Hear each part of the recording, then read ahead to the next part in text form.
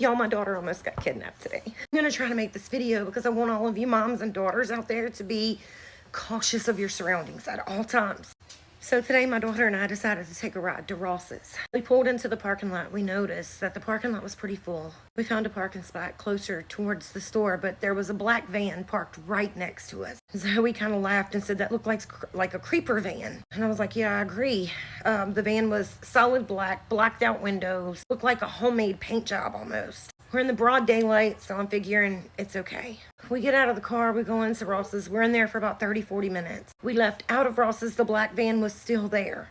We walked right next door to another little store. We was probably in that store for a good 10-15 minutes tops. As soon as we walk out the store, we notice the black van is gone.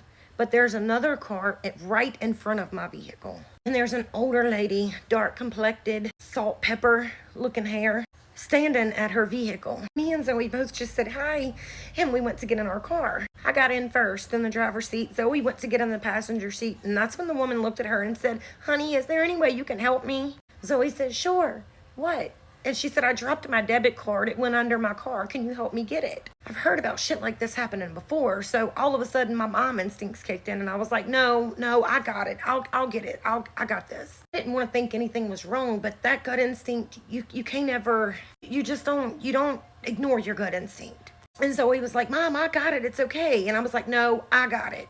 So I told Zoe, get in the car and lock the door. So she did.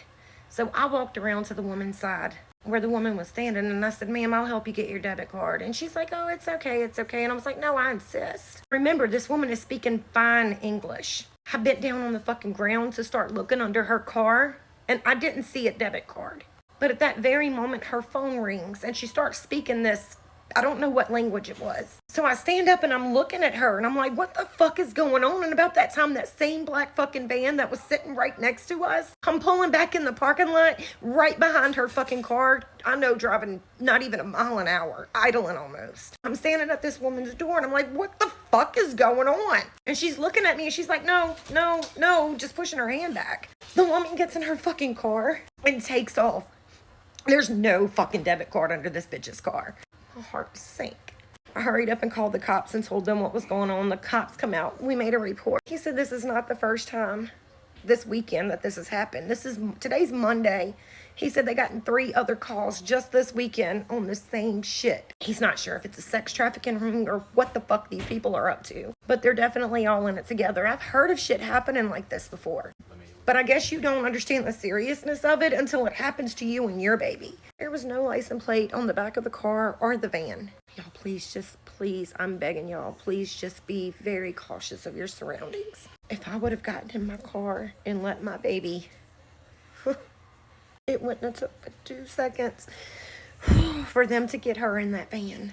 This is hitting way too close to home. The police right now is working with the store to get a video to see if they have video footage of what the woman looked like. This is one of the scariest things that's ever happened to me or my daughter ever. Y'all be careful. Please be careful.